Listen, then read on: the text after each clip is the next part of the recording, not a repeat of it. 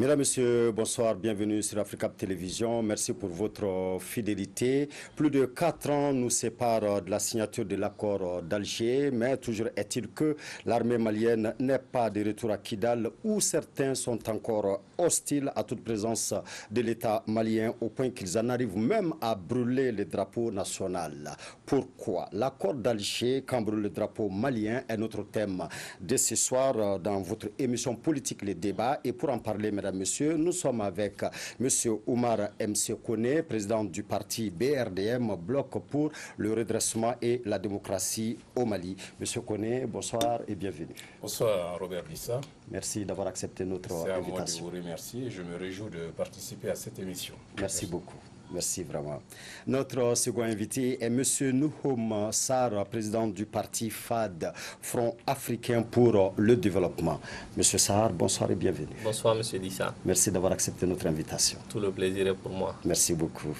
Notre troisième invité est M. Boubacar Bokoum, président de l'Association pour l'éducation citoyenne et le développement. Il est analyste politique spécialisé en communication institutionnelle. M. Bokoum, bonsoir et bienvenue. Bonsoir, M. Dissa. Merci d'avoir accepté notre invitation. Tout le plaisir est pour moi. Merci beaucoup.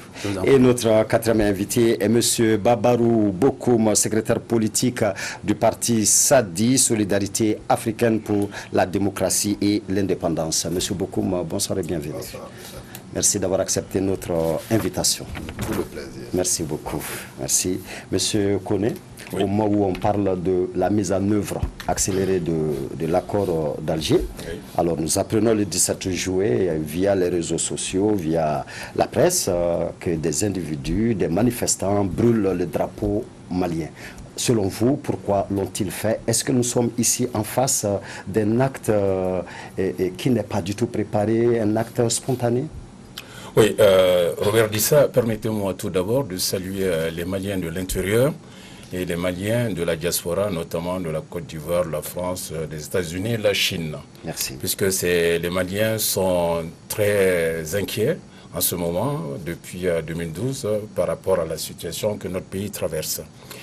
Donc, cela dit, pour répondre à ta question, ce n'est pas la première fois que des individus, une minorité d'individus, s'orientent à brûler notre drapeau national. Alors, qu'est-ce qui est comme fait nouvelle qui s'est passé le 17 juillet? C'est au moment où nous essayons d'aller vers la paix, avec beaucoup de difficultés, que nous avons vu cette profanation du drapeau national. Alors, je pense que nous devons profiter de cette invitation, de ce débat, pour faire un peu de pédagogie. Qu'est-ce que c'est que brûler un drapeau? Qu'est-ce que ça représente? Alors, ça représente brûler une nation, brûler un destin commun, brûler les sacrifices de nos parents, qui sont battus pour l'indépendance notamment du Mali, et c'est brûler l'avenir même du Mali. Donc c'est un symbole très fort. Alors, ce que je me suis renseigné auprès des amis avocats qui m'ont parlé clairement que ce délit est condamné par le code pénal. Alors, j'ai sous les yeux cet article 146 du code pénal. Si vous me donnez l'occasion, je vais vous le lire, parce que c'est très important que ceux qui ont commis ce forfait sachent à quoi ils encourent. Alors, sera puni d'1 mois à 2 ans d'emprisonnement et d'une amende de 20 000 à 400 000 francs toute personne qui, pour manifester son mécontentement ou son opinion, aura publiquement déchiré ou brûlé le drapeau national. 1 mois à 2 ans. 1 mois à 2 ans d'emprisonnement et une amende de 20 000 à 400 000 francs. Et sera puni des mêmes peines toute personne qui, pour des motifs et dans les mêmes circonstances, aurait profané le drapeau national. Ce qui a été fait le 17 juillet à Kidal. Alors, ce qui est incompréhensible, si vous voulez l'accord, vous voulez l'application de l'accord, si vous mettez à brûler le drapeau national sous le motif que des députés viendraient à Kidal et que vous ne permettrez pas que le drapeau national soit ici, ça veut dire que vous êtes contre l'accord. Donc, c'est ce qui est incompréhensible. Si vous cassez les bâtiments de l'État, les bâtiments publics de l'État, les symboles de l'État, ça voudrait dire que vous déniez cet État et que vous ne voulez pas participer à cet accord de fait. Vous voyez, d'un côté, on ne peut pas dire nous voulons l'application de l'accord de paix à 100%, et de l'autre côté, on brûle le drapeau malien, on brûle les bâtiments maliens, on brûle le nom malien. Donc, c'est deux choses antinomiques qui ne peuvent pas aller ensemble. Voilà. Merci, M. Koné. Monsieur Sarr, selon vous, est-ce que c'est aussi la manifestation de leur désaccord vis-à-vis de l'accord d'Alger? Et puis, est-ce qu'il s'agit là d'un fait préparé ou spontané, selon vous? Eh bien, ce qui s'est passé à Kidal le 17, condamnable à tout point de vue. Profaner les symboles de l'État, brûler le drapeau malien est une chose inacceptable pour tout bon sens dans notre pays. Mais ce n'est pas surprenant au regard du fait que Kidal est devenu un no man's land depuis un certain temps. Kidal échappe totalement au contrôle de l'État du Mali. C'est la confirmation que ceux qui gèrent la ville de Kidal persistent et signent dans le séparatisme. Ce n'est pas surprenant parce que le régime actuel a pris la lourde responsabilité d'engager le Mali dans la voie de l'accord antinational issu du processus d'Alger qui fixe des règles de rejet de l'unité nationale, des règles de rejet du drapeau, des règles de rejet de la souveraineté du Mali. Ce n'est pas surprenant parce que en 2016, le Premier ministre et 2 ministres de la République du Mali se sont réunis dans un petit bureau quelque part à Bamako et ont adopté un texte qu'ils sont allés faire valider au Conseil de sécurité et qu'ils ont fait signer au chef de l'État. Ce texte donne naissance aux autorités intérimaires qui n'est rien d'autre qu'une prime à la rébellion. Ce texte installe à Kidal et dans plusieurs autres localités des autorités issues des groupes armés, comme pour dire que pour gérer Kidal, il faut être issu des groupes armés. Comme pour dire, nous renonçons à Kidal, nous confions Kidal aux séparatistes et à leurs alliés djihadistes et terroristes. Donc c'est un acte de trahison, c'est un acte de démission nationale dont le seul responsable est l'actuel régime.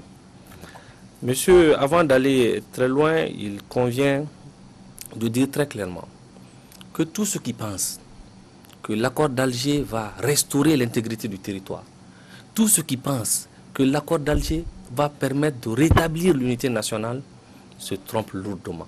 L'accord d'Alger, c'est la remise en cause de l'unité nationale du Mali. L'accord d'Alger, c'est la remise en cause de l'intégrité du territoire. C'est le développement d'une approche ethniciste de la gestion des affaires. L'accord d'Alger, c'est le renforcement de ces féodaux Ifogas qui ont pris le peuple Touareg, la communauté Touareg en otage et qui continuent depuis plusieurs années à prendre la République du Mali en otage. Mais nous voulons dire que les héritiers du 22 septembre 1960, auxquels nous appartenons, continueront à organiser la résistance jusqu'à la restauration complète de la dignité du peuple malien. Merci, M. Sarr. M. Bokoum, qu'est-ce qu'ils veulent, ceux qui ont brûlé le drapeau national?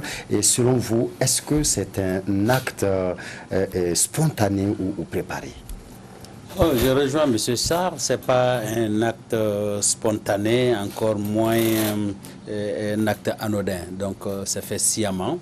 Mais la réalité de cette histoire est que c'est plus du chantage que des velléités réellement séparatistes. Parce qu'en signant l'accord déjà, on a scellé un aspect important de l'unité, de la laïcité et de l'aspect République du Mali. Donc du coup, l'accord ne souffre d'aucune ambiguïté à ce niveau. Maintenant, ce qui est à souligner dans notre cas espèce, c'est que le régime est vraiment un régime qui a démissionné et qui aujourd'hui pose problème. Ce n'est pas l'accord qui pose problème, c'est notre régime actuel qui pose problème. Parce que quand vous observez tous les cadrages qui a été donné par l'accord, il n'y a pas d'imposition tacite par rapport à l'architecture. Maintenant, vous allez trouver dans chaque élément de l'accord, il y a des petites failles qui ont été laissées sciemment pour que nous quittions la léthargie intellectuelle qui va nous permettre effectivement de mettre du contenu dans l'accord et de prendre les différents contours et construire l'architecture institutionnelle dont nous avons réellement besoin. Ce qui manque aujourd'hui au régime actuel, c'est qu'ils n'ont aucune vision, aucune architecture et aucun tableau de bord qui permette de conduire le pays dans quelque direction que ce soit. Donc la vraie réalité, c'est qu'au niveau de l'accord, quand vous prenez aujourd'hui, contrairement à ce que disait M. Sarr tout à l'heure par rapport à l'accord qui fixe des velléités sécessionnistes, je ne pense pas trop. C'est parce que nous sommes tellement enfermés dans les stigmates que ça pose effectivement problème. Mais quand vous regardez dans le fond de l'accord, l'accord s'appuie sur un certain nombre de principes que nous avons eu à entériner depuis un certain temps, qui est la décentralisation. Donc, quand vous rentrez dans le principe de la décentralisation, effectivement, à un moment donné, vous avez l'impression qu'on va vers du fédéralisme. Et le mot fédéralisme, moi, ça ne me gêne pas trop parce que je comprends que la nation malienne, depuis très fort longtemps déjà, a su créer des codes au niveau de la société. C'est-à-dire quand vous prenez les Dogons, les Bozo et ainsi de suite, donc il y a des codes qui sont là qui font que nous vivons ensemble.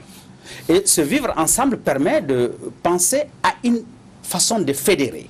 Maintenant, ce qui aurait été inquiétant, si toutes les régions étaient considérées comme des États, maintenant le cadre confédérationnel allait effectivement être inquiétant.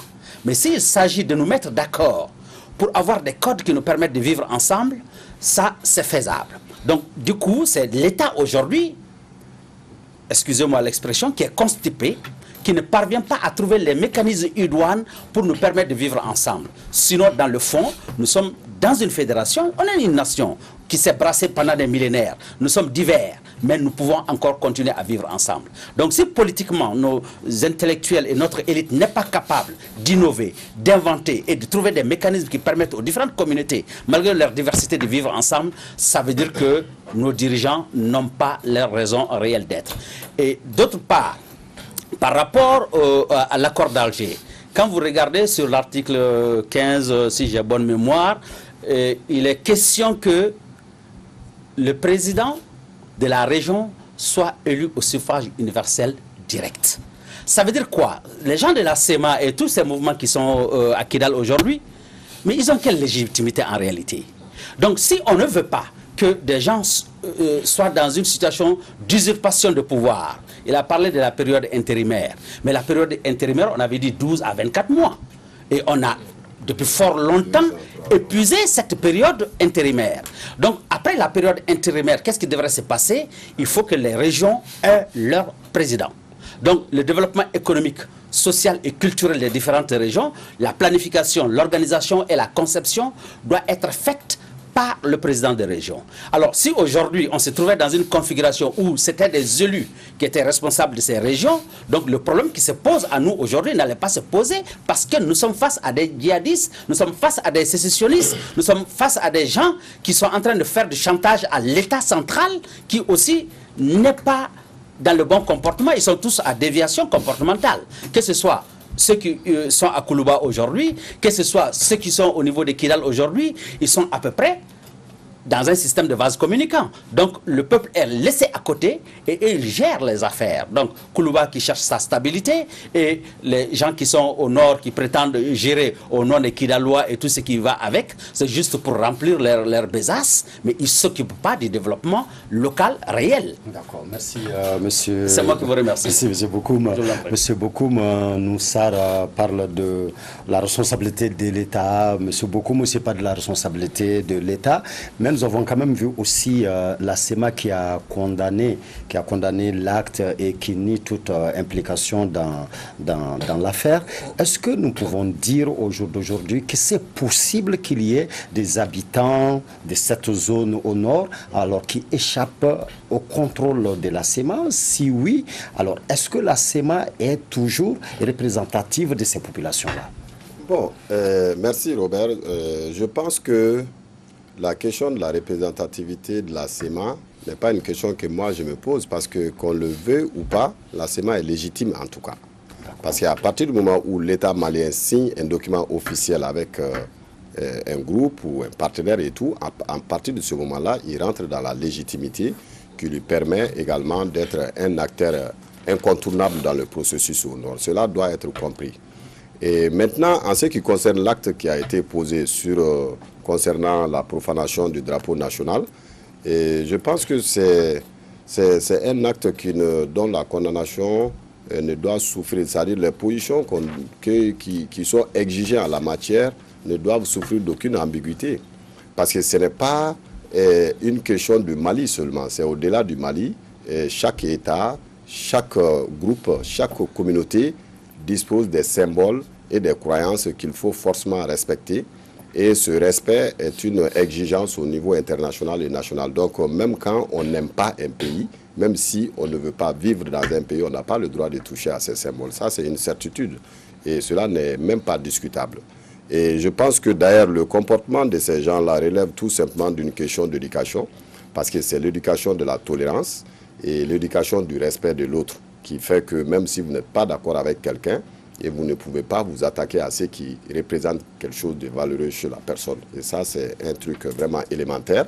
Et en ce qui concerne la zone, on sait très bien que ce n'est pas le fait qu'il y a des gens qui agissent de gauche à droite qu'on pense que c'est la CEMA seule qui contrôle la zone. Et ce n'est ni la CEMA, ni l'État malien, ni la France, et ni qui que ce soit. C'est une zone de non-droit où chacun essaye de faire ce qu'il peut pour contrôler le minimum qu'il peut.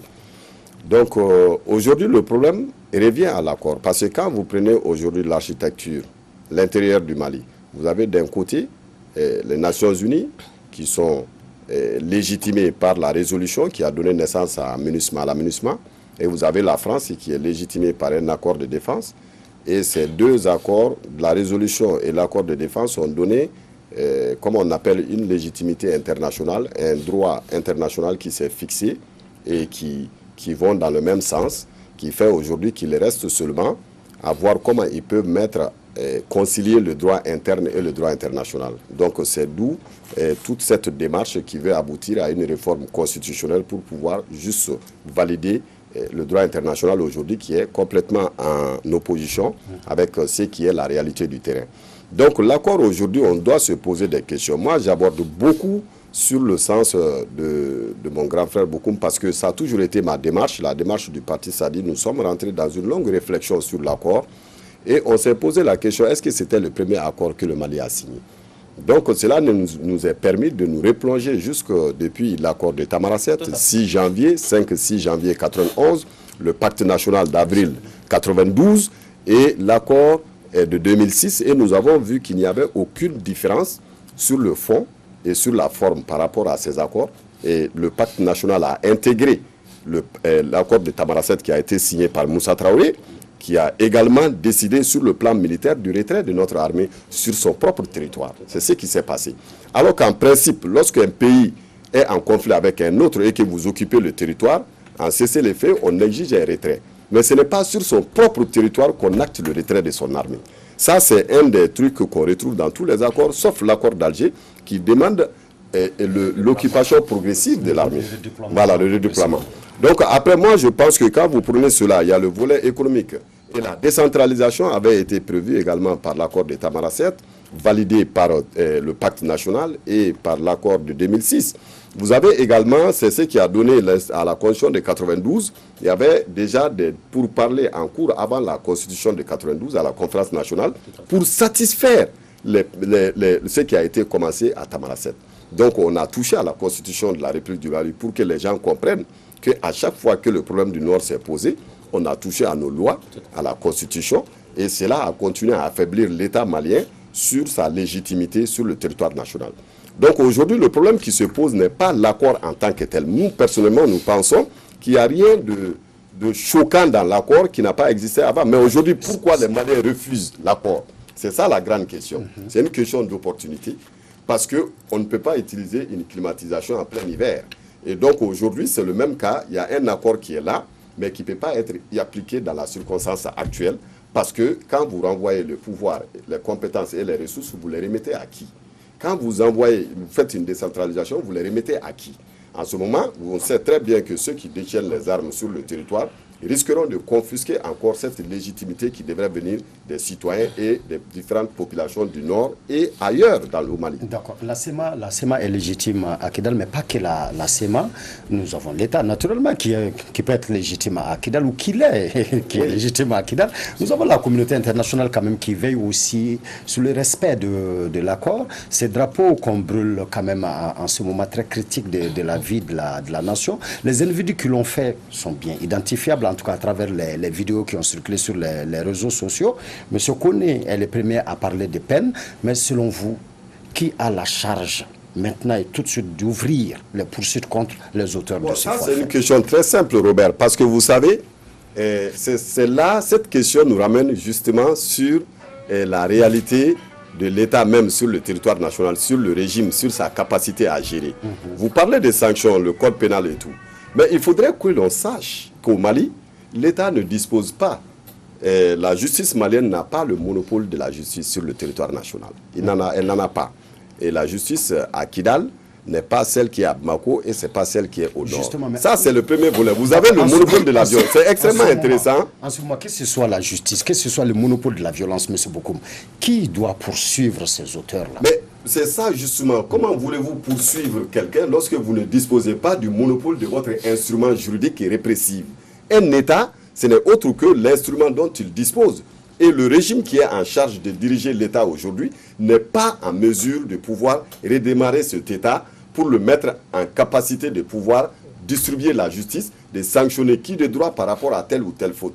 Donc on sait très bien qu'on n'a pas le monopole de la justice, de l'éducation, de la santé, de quoi que ce soit sur le territoire. Et donc l'application aujourd'hui de l'accord en tant que tel, le contenu de l'accord, si ça aurait été un bon État qui marchait à merveille, cet accord était merveilleux pour le Mali, parce qu'on a vu qu'il y a des fédérations au monde, dans le monde entier, mais ces fédérations, en aucune façon, vous ne pouvez prétendre à une autodétermination ou à une indépendance, parce qu'il existe un État central puissant, capable de contrôler et de réprimer. Donc il nous faut déjà doter le Mali d'un vrai État pour après appliquer l'accord. D'accord, sauf qu'en attendant, le drapeau malien est brûlé et les Maliens veulent que les auteurs vraiment reconnus pour tel soient punis. La SEMA, dans son communiqué, parle de drapeau national. Dans son communiqué, la SEMA parle bel et bien du drapeau national. Alors, tout le monde condamne l'acte. Les auteurs sont connus, sont donc poursuivables. Alors, qui peut les poursuivre? Nous connaissons maintenant la peine grâce à vous. Bon, contrairement à ce que vient de dire Bokoum, c'est l'État malien qui doit poursuivre. Parce que, jusqu'à preuve de contraire, Kidal fait partie du territoire malien. Même si nous savons que Kidal est occupé par la SEMA et que, comme force armée, c'est Barkhane qui est à Kidal. Donc, il y a une responsabilité aussi de la France, qu'il faut se dire franchement les choses. Qu'est-ce qui a empêché l'armée malienne de rentrer à Kidal? C'est la France qui l'a empêché. Donc, partant de là, si cette manifestation a eu lieu, dans le visionnage d'ailleurs des images, tout porte à croire. En tout cas, on a la forte impression que c'est une manipulation, c'est une manifestation téléguidée. Et qui peut téléguider? Mais puisque c'est la SEMA qui a la charge de la ville, d'ailleurs, qui de fait est une milice provoquée de fait. C'est une milice provoquée de fait. Et de surcroît, la France a utilisé certains Touaregs comme des supplétifs. Donc c'est une deuxième création de milice. Donc la charge revient d'abord à l'État malien de poursuivre ces individus selon la loi malienne. Mais aussi la charge revient aussi à la communauté internationale de les poursuivre. Pourquoi j'ai fait un papier il n'y a pas longtemps par rapport à l'amunissement, où j'ai fait un courrier, une lettre ouverte au président de la République. Je demandais que le président demande de placer le mandat de l'amunissement sous le chapitre 7 de la Charte des Nations Unies, signé le 26 juin 1945. C'est le chapitre 7 de la Charte. Alors, ce chapitre 7, vous voyez, j'ai ce document-là, la Charte est là. Ce chapitre 7 dit que si on a essayé de trouver la paix, de chercher la paix par la diplomatie, par l'administration, par des apports de développement, etc. Mais quand on voit qu'il y a des problèmes, des gens qui ne veulent pas du tout qu'on applique cette paix, alors on doit utiliser la force. Et la force, ça se traduit comment? Par tous les moyens aériens, terrestres, navals, etc. Bon, c'est ça le chapitre 7. Il est là, ce document est disponible sur Internet. Bon, mais c'est à nous aussi, pays souverain et indépendant, puisque le Mali a signé la charte le 28 septembre 1960, 6 jours après son indépendance. Donc, vous voyez, on a l'impression que l'aménagement, quand elle est arrivée, l'aménagement 15 200 personnes, quand même militaires, quand elle est arrivée, bon, il y a eu une interposition par rapport à l'armée malienne, que l'armée malienne ne puisse pas aller partout.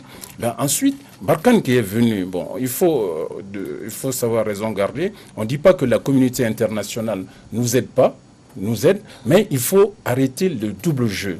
On ne peut pas dire on veut l'application de l'accord d'un côté et laisser le drapeau malien brûler et le gouvernorat brûler. Alors qu'est-ce que ça sous-entend? Si vous ne pouvez pas aller au gouvernorat, il n'y aura pas de structures de base, il n'y aura pas d'école, il n'y aura pas de dispensaire, il n'y aura pas tout ce qu'on appelle structures de base, on ne peut pas les avoir. Donc c'est ce que je disais tout à l'heure lors de mon intervention, que c'est antinomique par rapport à l'accord. Donc pour revenir à l'accord, nous personnellement, on l'a fortement critiqué. Mais ce qu'il faut dire en ce moment, que le nouveau Premier ministre, qui n'est pas de mon bord politique, hein, mais nous sommes de l'opposition extra-parlementaire. Mais le nouveau Premier ministre, Bou Cissé, il a l'avantage d'être humble et travailleur. Donc, nous souhaitons qu'on lui donne un crédit pour que le pays puisse avancer. Bien vrai que nous ayons des réserves sur certains points, d'où d'ailleurs notre décision de signer l'accord politique qui est en cours. Alors, si vous voyez que le drapeau malien a été brûlé, parce que le Premier ministre aussi veut que le gouvernorat aille à Kidal, hein, d'ailleurs on a un gouverneur Touareg, et je vous assure que la majorité des Touaregs sont loin en deçà de ces stupidités. Hein. La majorité des Touaregs approuvent le Mali, sont des Maliens comme nous tous. Mais est-ce qu'ils sont pour l'accord? Non, bon, on peut discuter. Selon vous, est-ce que quelque part, ce drapeau qu'on a brûlé n'est-il pas synonyme du fait qu'au nord comme au sud dans notre pays, alors on a partout vraiment des populations très engagées contre cet accord-là? Oui, je suis d'accord avec vous, mais de deux choses l'une. Soit Kidal fait partie du Mali. Dans ce cas, si Kidal fait partie du Mali, c'est antinomique de brûler le drapeau malien. Et ça n'a pas de sens. Et c'est antinomique que la population de Kidal soit différente des autres populations. Ou bien Kidal ne fait pas partie du Mali. Dans ce cas, tout ce qui est dans l'accord est faux aussi. Parce qu'on parle de la souveraineté et de l'intégrité du territoire malien. Et la communauté internationale reconnaît le Mali à travers ses frontières.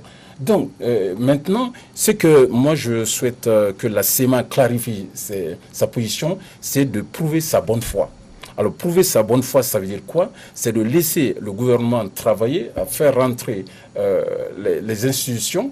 Donc, ce que mon ami disait par rapport à la représentation du président du conseil régional, c'est l'article 6 qui le dit. Effectivement, il est élu au suffrage universel direct. Bon, ça pose problème.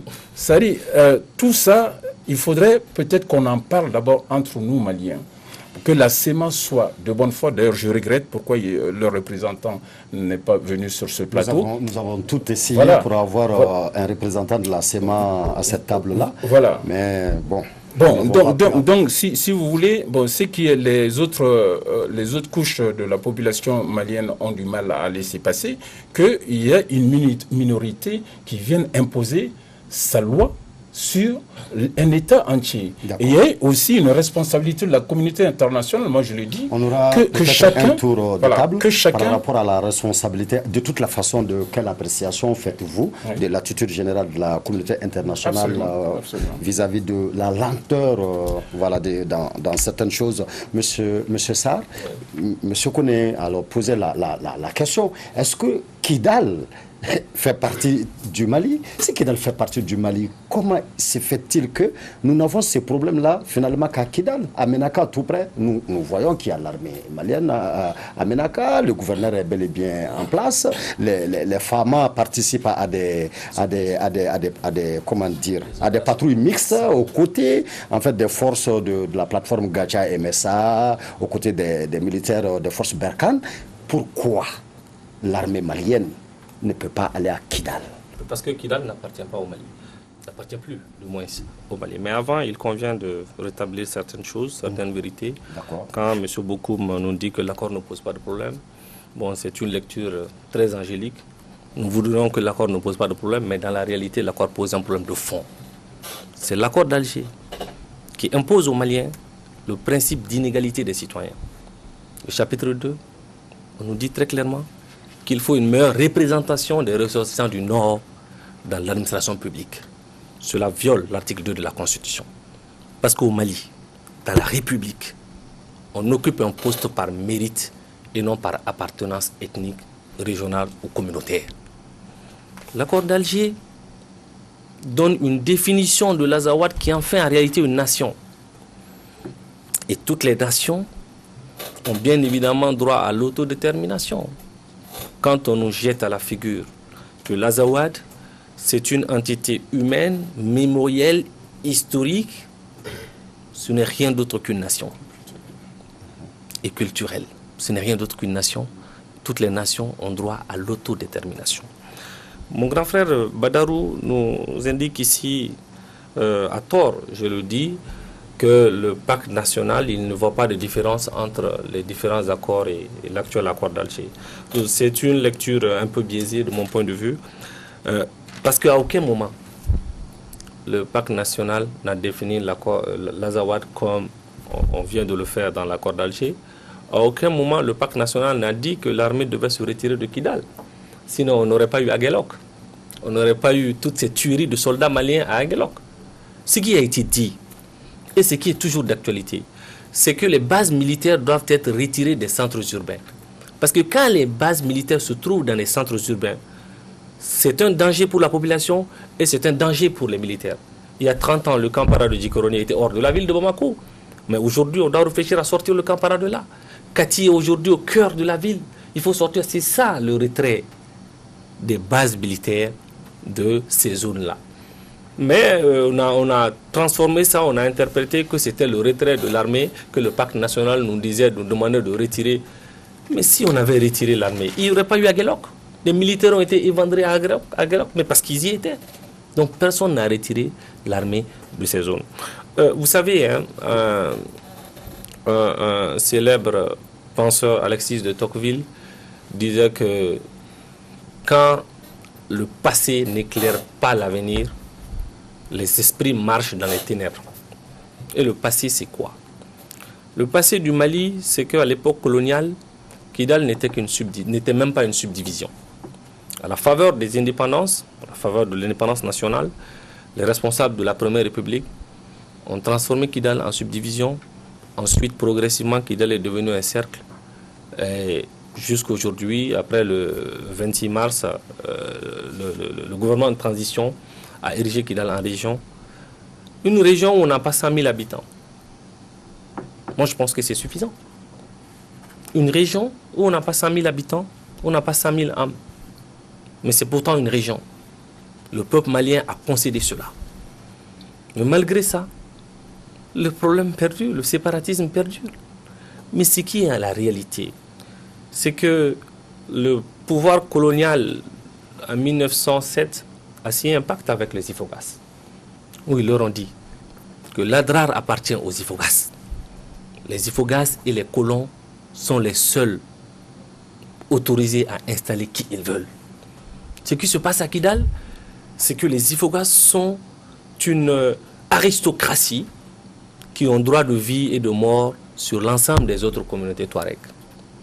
Ce qui se passe à Kidal, c'est que les Ifogas sont hostiles à la démocratie, ils sont hostiles au pouvoir du nombre. C'est ça le problème.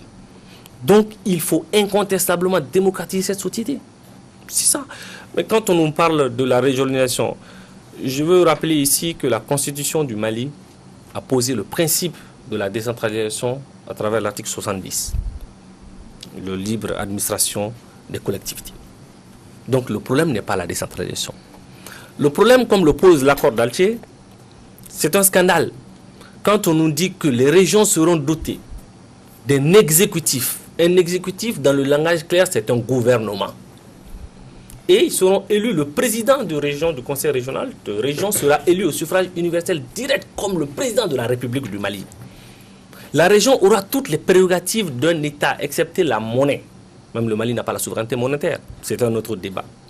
Et les décisions prises par ce conseil sont immédiatement exécutoires. Le gouverneur du Mali, qui est en réalité le consul du Mali auprès de ces régions, le gouverneur n'a qu'un contrôle a posteriori. Ça veut dire quoi? Ça veut dire en termes clairs que quand les régions prendront leurs décisions, ces décisions s'appliqueront immédiatement. Et ce n'est qu'après le gouverneur va regarder et il n'aura plus rien à faire parce que ces décisions prises sont immédiatement appliquées. Donc le gouverneur présent ne sera que le consul du Mali en réalité. L'accord d'Alger reste un scandale national, l'accord d'Alger reste antinational, l'accord d'Alger reste le boulevard pour la partition de notre pays. Merci. Ne pas le reconnaître, bon, c'est avoir quand même un esprit un peu... Merci, voilà. Merci M. Sarr. M. Bokoum, pourquoi jusqu'à présent l'armée malienne ne peut pas retourner à Kidal? Si Kidal est une partie du Mali, du territoire malien, pourquoi tous les efforts en fait ne font pas de cela une priorité, c'est-à-dire pour le retour de l'armée, pour le retour de tous les symboles des services publics? Pourquoi n'en fait-on pas une priorité aujourd'hui? D'accord. Avant de répondre à cette question, je vais rebondir rapidement sur les propos de M. Sarr, qui pense que l'accord est un scandale. Je pense que le Malien lui-même, l'intelligentsia, c'est plutôt ça le scandale. Parce que dans la réflexion, toutes les questions qu'il pose, c'est des problématiques qu'en tant qu'intellectuel, on doit se poser et pour lesquelles il y a des solutions. L'appellation Azawad est mise dans un confinement qui permet aux acteurs de se retrouver et de trouver la formule qui sied. Il n'y a aucun souci là-dessus. Maintenant, par rapport à la gouvernance et aux capacités des régions à s'autogérer, je pense qu'aujourd'hui, il doit comprendre quand même que les États centraux ne jouent pas leur rôle comme cela se doit. Et les ressources des différentes régions, je prends par exemple la région de Caille, où nous avons à peu près 6 mines en exploitation. Vous allez dans les zones d'exploitation minière, vous ne trouverez même pas un hôpital digne de ce nom. Alors, la bonne gouvernance voudrait qu'à un moment donné, qu'on donne aux communautés locales la possibilité de s'auto-gérer. Maintenant, les règles à définir, ça c'est l'intelligentsia. L'architecture institutionnelle qu'il faut mettre en place, comme Babourou l'a dit tantôt, mettre les verrous pour arrêter ces velléités. Si nous ne voulons pas de ces velléités, c'est nous qui définissons ce que nous voulons que cet accord soit. Donc le cadrage, nous sommes tenus de le mettre. C'est à nous de le faire. Et dans tous les compartiments de cet accord, il y a beaucoup d'aspects où c'est des lois qui sont chargées de réguler. Donc c'est à nous de voter ces lois et de donner une inflexion à cette loi et de donner le contenu que nous voulons. Donc, cela étant dit, je reviens à Kidal. En réalité, qu'est-ce qui se passe à Kidal? En 2012, quand nous avons connu notre crise, nous avons eu l'opération Serval qui est venue à Konna pour, soi-disant, arrêter les djihadistes. Ouais, l'avancée djihadiste. L'avancée djihadiste qui, en réalité, n'était qu'un montage grotesque de la France qui avait effectivement utilisé cette théorie de Norman Klein qui consiste à nous effrayer et à venir en sauveur. Ça, c'est le premier aspect de l'aspect de Kidal.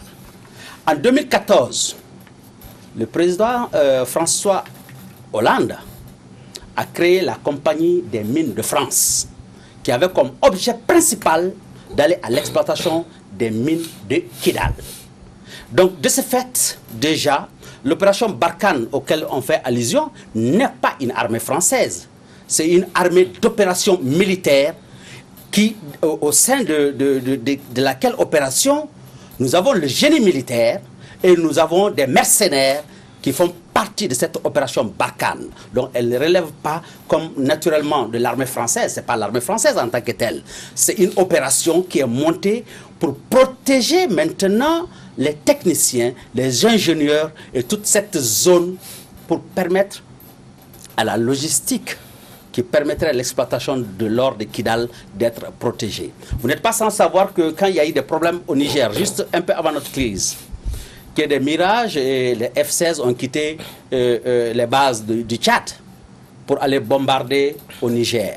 Donc c'est la même stratégie qu'on est en train de mettre au Mali aujourd'hui.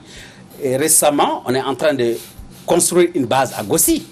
Donc ça veut dire que Barkhane aujourd'hui est en train de s'installer dans cette zone, c'est pour protéger le transport et la logistique qui est nécessaire pour l'exploitation de l'or, que je signale au passage n'a pas encore commencé parce qu'ils ont échoué avec l'arrivée de l'amunissement. Donc du coup, le fait que l'armée malienne ne devrait pas partir à Kidal était dû au fait effectivement que François Hollande avait décidé que Kidal est un précaré qui relève de 1958, qui était dans le giron de la France, où on supposait qu'effectivement il y a de très grandes ressources qui devraient servir au revenu universel de la France. Donc aujourd'hui, Hollande, il a échoué, c'est ce qui a fait que Hollande est parti et que Macron est venu. Et Macron aussi a du mal aujourd'hui à gérer cette situation parce qu'il n'y a pas de ressources. Il ne voit pas les retombées qu'il attendait sur le principe que François Hollande avait mis en place. Et donc on nous a encore renvoyé la balle pour que nous créions enfin le G5. Le G5 Sahel. Le G5 Sahel aussi s'est avéré être un échec parce que le Sahel, ce n'est pas que 5 États. C'est un minimum de 13 États qu'il faut prendre en compte. Et à un moment donné, la sécurité de l'Afrique doit reposer sur un principe d'une co-entreprise de l'Afrique, pas seulement d'un groupe d'États qui aujourd'hui, techniquement, n'ont pas les moyens ni financiers ni techniques pour gérer le problème du Sahel, qui en réalité est une création de la France. Merci, Monsieur Bokoum.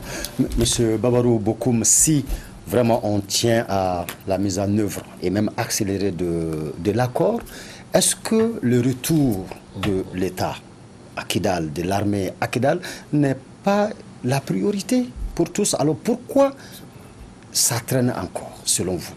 Bon, c'est toujours dans le cadre de l'application de l'accord. Je tiens à dire à mon jeune frère qu'il faut qu'il se replonge davantage sur les accords. Ça fait des mois que je suis dessus.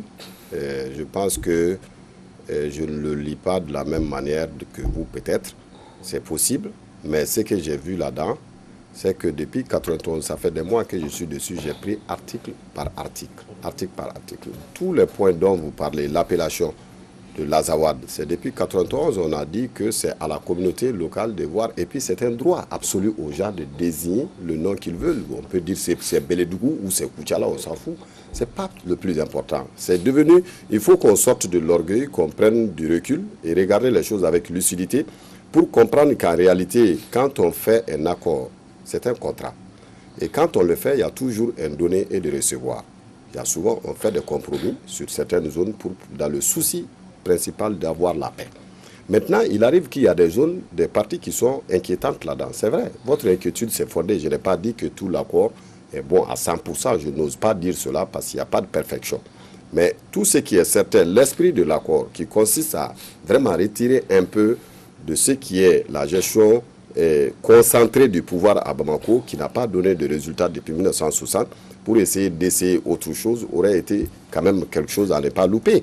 Et on sait que quand vous parlez de la décentralisation, il y a eu de la décentralisation, mais il n'y avait pas, c'était une décentralisation dépourvue de ses ressources. On a décentralisé sans donner plus de moyens aux collectivités de se prendre en charge. Et donc, c'est passé comme une coquille vide qui a également été une des conséquences de ces révoltes aujourd'hui que nous connaissons. Donc, le problème de l'accord aujourd'hui, il ne faudrait pas le rejeter totalement. C'est pourquoi j'ai précisé que vous ne pouvez pas mettre une climatisation quand vous êtes sous la neige. C'est très important. L'aspect, ça veut dire quoi? C'est qu'aujourd'hui, l'accord aujourd'hui, il est clair et net qu'il ne peut pas être appliqué tout de suite. Ce n'est pas possible. Parce qu'il y a beaucoup d'aspects qui expliquent cela. Il y a le contexte, l'intervention et l'occupation du territoire national par les forces étrangères et des groupes armés. Vous avez aujourd'hui, il y a un lien entre l'accord de défense qui est extrêmement dangereux avec l'accord de paix. Parce qu'à partir du moment où on va mettre l'accord de paix en marche en faisant une réforme constitutionnelle, l'accord de défense dans son volet sécuritaire peut s'activer. Il y a l'article 4 qui le dit, qui détermine de l'accord de défense, qui détermine les champs d'application de l'accord de défense, qui peut s'appliquer sur le plan local. Et ça, c'est un vrai danger parce que quand l'accord de défense va rentrer sur le plan local, dans l'entraînement des forces et la sécurisation des régions sur le plan local, peut créer des rapports de force irréversibles contre l'État malien. Et dans ce cas, ces gens-là, quand ils vont encore demander l'indépendance, il y a le même accord de défense qui dit que la France ne peut pas se mêler des affaires intérieures du Mali. Mais pourtant, l'accord de défense qui a été signé entre la France et Djibouti, ils ont mis dedans qu'ils veillent à l'intégrité territoriale de Djibouti. Mais au Mali, ils n'ont pas voulu le mettre là-dedans. Ils ont fait l'accord de dernière génération qui consiste tout seulement à créer des problèmes sans s'en occuper. Et donc aujourd'hui, tout le problème du Mali aujourd'hui, pour parler de l'accord, il faut le mettre de côté avant de le rejeter, mais d'enlever l'accord de défense entre la France et le Mali, de regarder avec la MINUSMA comment on peut préparer le retrait progressif du MINUSMA de notre territoire. Et maintenant, que la communauté internationale comprenne une chose très importante, que la mission de la MINUSMA et les Nations Unies doit avoir un objectif, et c'est dans leur intérêt d'atteindre leurs objectifs. Qu'ils sachent qu'ils ne pourront jamais atteindre leur objectif avec ce système actuel, avec ce régime actuel, et qui sont en train, au contraire, d'affaiblir l'État. Et quand un État est faible, il n'est pas possible que les partenaires puissent avoir satisfaction. Et c'est pareil pour la France. Aujourd'hui, la seule situation qui est possible pour l'application de l'accord, aujourd'hui, il faudrait tout simplement refaire un vrai État capable de pouvoir contrôler le territoire et remettre exactement la ville de Kidal sous l'autorité de l'État malien, parce que c'est possible. Si la MINUSMA est là-bas, si la France est là-bas, ils ne peuvent pas dire qu'ils sont plus responsables que notre armée ou notre État. Donc je pense que dans ces cas de figure, aujourd'hui, on doit aller vers cela et mettre sur place les bases de confiance et après prendre l'accord pour s'en approprier. Parce que vous savez que dans tout ce qu'il y a, les retraits de l'armée que je vous ai dit, c'est-à-dire quand vous parlez des zones de pâturage, on a même parlé de la transformation des zones, des camps militaires en ateliers de formation. Moi, ce que je vous dis, il faudrait que vous preniez cet accord-là, ces différents accords. En fait, tout ce qui est là aujourd'hui, quand je dis que ce n'est pas ça, en fait, ce n'est pas choquant pour moi, parce que j'ai trouvé que ce n'est pas des mots nouveaux. Ils ont juste formulé souvent. On a toujours mis les zones. Vous savez que c'est depuis 1991 qu'on a mis le statut particulier du Nord. Il y a un statut particulier. Quand vous parlez de la représentation du Nord, on a parlé de l'intégration des gens dans la fonction publique. C'était dans le pacte national. Et pourtant, en ce moment-là, les gens ne se sont pas scandalisés. Vous avez comment on appelle, le volet fiscal, qui donne une particularité fiscale au Nord, au détriment des autres régions. Pourtant, c'est dans le pacte national. Et maintenant, il y a beaucoup d'aspects qui ont fait surface aujourd'hui, mais je suis très heureux que le peuple malien aujourd'hui a décidé que désormais, il n'y aura plus d'accord au Nord sans qu'on demande son avis. Parce que les autres accords ont été effectivement faits sur le dos du peuple malien, mais à l'époque, il n'y avait pas d'intervention étrangère. On s'est dit que l'État peut gérer, même s'il n'obéit pas. Aujourd'hui, il y a une force étrangère ici. Si on met l'accord en application, le pays va vers la division. Parce que cet accord est une continuité, c'est une référence qu'ils ont tenue de la loi Gasson-Defferre de 1956, qui avait consacré la division de l'Afrique au moment où on demandait l'indépendance. Mais la loi Gasson-Defferre, qui demandait également la régionalisation, le truc pour bloquer l'organisation du RDA sur la sous-région. Mais on aurait appliqué la loi Gaston-Defferre en 1960, ça aurait été une belle occasion d'avoir un État fédéral en Afrique. Donc aujourd'hui, je dis que c'est une question d'opportunité, une question de période pour pouvoir appliquer un tel accord. D'accord, merci M. Bokoum. Plus que 12 minutes nous séparent de la fin de cette émission. M. Koné, alors comme dernier mot, mais quelle appréciation faites-vous en fait de l'attitude de la communauté internationale et aussi des voix s'élèvent aujourd'hui pour réclamer une relecture de l'accord d'Alger. Pas question pour les signataires. Selon vous, de quoi a-t-on peur de part et d'autre? Bon, je pense que cette affaire a été mal embouchée dès le départ et que la communauté internationale, ne connaissant pas vraiment la réalité du Mali, s'est pas donné les moyens pour que les Maliens puissent dégager leur propre voix d'abord. Ça a été une erreur de la communauté internationale. Et puis moi, personnellement, ce qui me révolte un petit peu, quand j'entends des dirigeants occidentaux s'attaquer à notre gouvernement qui traîne les pieds, soi-disant, pour l'application de l'accord, mais cette même communauté internationale ou ces dirigeants ne font rien pour faire respecter les principes élémentaires pouvant nous amener à aller vers l'accord. C'est ça qui est incompréhensible. Bon, vous savez, Kidal, l'armée malienne n'y est pas. Mais qui a interdit Kidal à l'armée malienne? Ça, tout le monde le sait, n'est-ce pas? Bon, partant de là, si vous voulez aller mettre une institution malienne à Kidal, il y a un problème. Donc, il faut restaurer l'autorité de l'État malien, que l'autorité de l'État malien aille à Kidal, s'installer. Il faut des institutions pour appliquer l'accord, même si on n'est pas pour l'accord, n'est-ce pas? Alors, nous, notre vision, elle est claire par rapport à cet accord. On l'a critiqué, mais on dit, on ne va pas jeter le bébé avec l'eau du bain, n'est-ce pas? On va regarder, d'ailleurs c'est notre sens même de devoir citoyen, de regarder qu'est-ce qu'on peut prendre dans l'accord. Donc j'ai eu une discussion intéressante avec un éminent avocat de la place qui m'a dit, Omar Koné, votre analyse est bien, mais je vous prie de regarder l'article 12 de l'accord. Je dis, oui, je l'avais lu, l'article 12, mais il m'a persuadé, il a fait sortir son bouquin. Moi, j'avais le mien aussi dans mon cartable, donc je me suis laissé. J'ai relu l'article 12. Alors, l'article 12 disait quoi? C'est ce que beaucoup me disaient. Pour les problèmes, quand il y a des ressources minières, par exemple, dans un endroit, que ça soit Kaï, Kidal, Kouchala, etc., qu'on verse une partie substantielle, 30% des bénéfices à cette colonie. Là, je suis d'accord. Donc, il m'a convaincu sur ce point, bien vrai que j'avais des observations sur l'accord. Alors moi, mon problème, c'est même pas l'application de l'accord. Mon problème, c'est que pourquoi vous voulez qu'on applique l'accord et vous ne voulez pas qu'on mette les institutions de la République du Mali sur place? Donc, c'est ça qui est incompréhensible. Donc, la communauté internationale doit tout faire pour que le Mali et l'armée malienne soient à Kidal, que le drapeau malien flotte à Kidal et que les Kidalois n'aient plus peur. Parce que cette manifestation, tout le monde voit que la population a peur au ventre pour y aller. Bon, si vous n'y allez pas, ça sera la déportation vers Gao, comme on a vu de cela il y a quelques mois.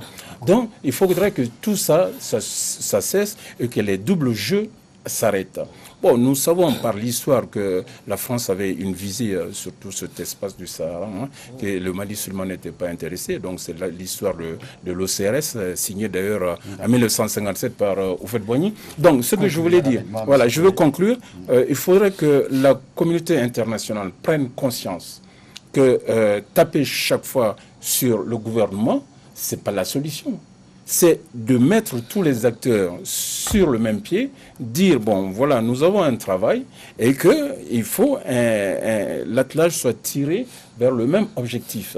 Et pour ma part, je pense aussi qu'il faudrait discuter, que d'ailleurs c'est ce qui est dans l'accord politique, l'appropriation nationale de l'accord.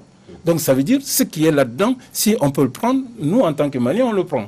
Mais si c'est pas bon pour nous, on le prend pas. Merci, voilà, merci, donc c'est ça mon intervention. Malheureusement, on est trop pris par le temps. Beaucoup de choses à dire, voilà, merci. Monsieur Sarr, vous avez 2 minutes voilà, pour nous dire quelle appréciation faites-vous fait, de la communauté internationale dans cette affaire-là et s'il faut une relecture de l'accord. Bien sûr. Vous savez, il y a un grand président américain, Abraham Lincoln, qui disait que aucun homme n'a assez de mémoire pour réussir dans le mensonge. Aucun homme n'a assez de mémoire pour réussir dans le mensonge. Vous savez, le jeu trouble et troublant de la France et de certains pays scandinaves, de la Suisse, nous l'avons dénoncé depuis 2012. C'est une réalité. Mais la question qu'on se pose, et d'Algérie bien sûr, quelles sont les mesures diplomatiques que le gouvernement a mis en place pour faire échec à ce jeu? Rien. La France est responsable de quelque chose, mais elle n'est pas responsable de tout. La France n'est pas responsable du fait que nos avions sont coulés au sol. La France n'est pas responsable de la corruption de l'élite politique et militaire. La France n'est pas responsable du fait qu'aujourd'hui la CEMA a pris une disposition interdisant l'entrée à Kidal à tout étranger s'il n'a pas un parrain là-bas. La communauté internationale s'est scandalisée sans que le gouvernement malien ne place mot. Mais le drame, c'est que ces mesures s'appliquent aujourd'hui. Il est dangereux que les intellectuels parlent d'architecture institutionnelle. L'architecture en termes techniques, c'est la conception. Vous savez, un excellent architecte Donc voulez-vous qu'on reprenne l'architecture de tout le Mali? C'est scandaleux, il ne faut pas en arriver là. La décentralisation dont on parle, la décentralisation ne peut fonctionner que dans des États forts, c'est-à-dire dans des États capables d'assurer leurs fonctions régaliennes. Kéniéba, il y a une commune à Kéniéba qu'on appelle Sitakili, qui est une des communes les plus riches du Mali parce que c'est une commune où il y a plusieurs mines.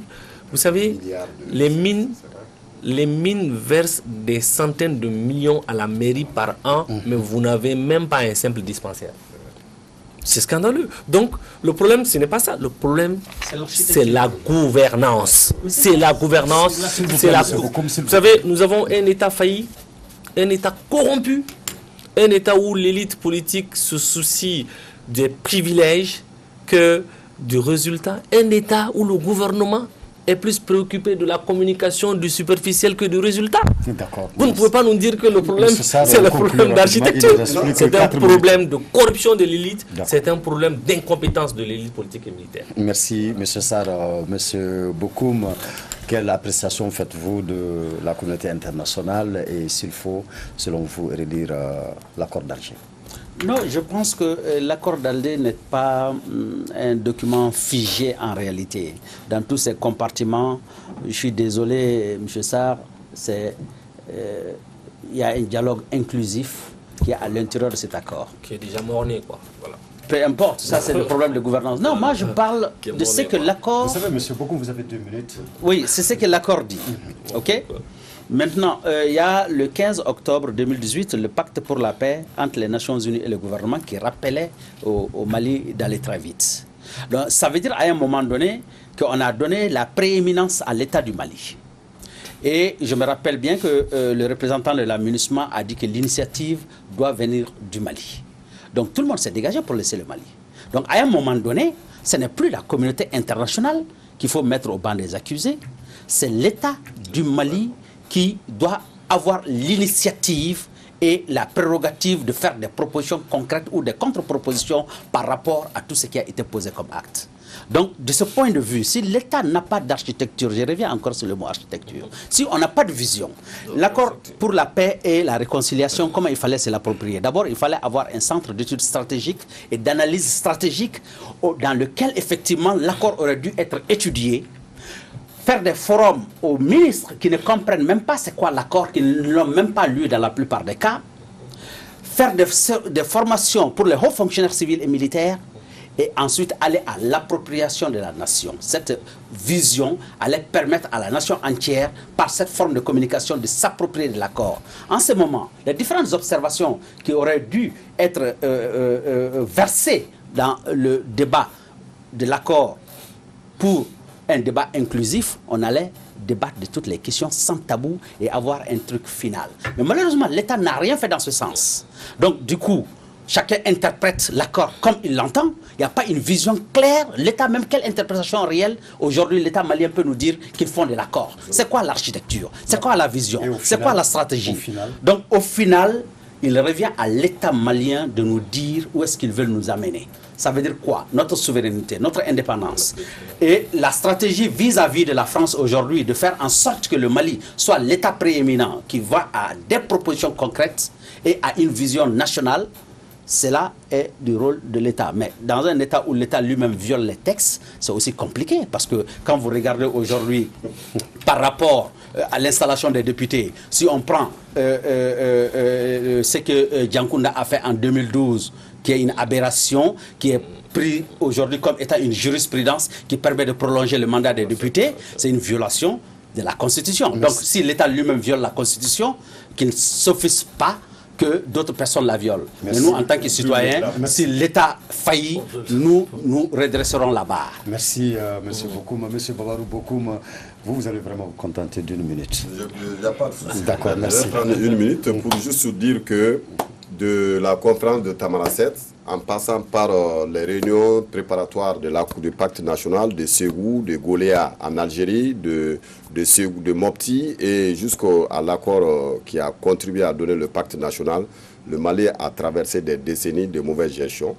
Et ce qui est intéressant là-dedans, c'est que tous les partenaires du pacte national de Tamanrasset à maintenant, à l'accord d'Alger, sont les mêmes acteurs et les mêmes signataires au nom de l'État malien et au nom des groupes armés. Donc nous n'avons pas évolué de 83 à maintenant par faute de mauvaise gestion, de manque de vision et puis tout simplement de manque de patriotisme pouvant mettre ce pays sur la voie de meilleur développement pour son avenir et tout ça. Donc aujourd'hui, il convient tout simplement de ne pas rejeter l'accord systématiquement, mais de changer le régime actuel qui est sur place, de doter l'État malien d'un véritable instrument pouvant lui permettre de gérer un pays en mettant ses concitoyens au centre de ses préoccupations essentielles. Donc c'est l'heure de la rupture et il n'y a pas d'autre mot pour trouver la solution actuelle du pays. Merci Monsieur Bokoum. L'accord d'Alger cambre le drapeau malien est un autre thème de ce soir avec Monsieur Oumar M.C. Kone, président du parti BRDM, Bloc pour le redressement et la démocratie au Mali, Monsieur Nouhoum Sarr, président du parti FAD, Front africain pour le développement, Monsieur Bouakar Bokoum, président de l'Association pour l'éducation citoyenne et le développement, analyste politique spécialisé en communication institutionnelle, et M. Babarou Bokoum, secrétaire politique du parti SADI, Solidarité africaine pour la démocratie et l'indépendance. Mesdames, Messieurs, quant à moi, ce fut un réel plaisir. Je vous souhaite tout simplement une très bonne semaine de travail. Portez-vous bien. Au revoir. Merci.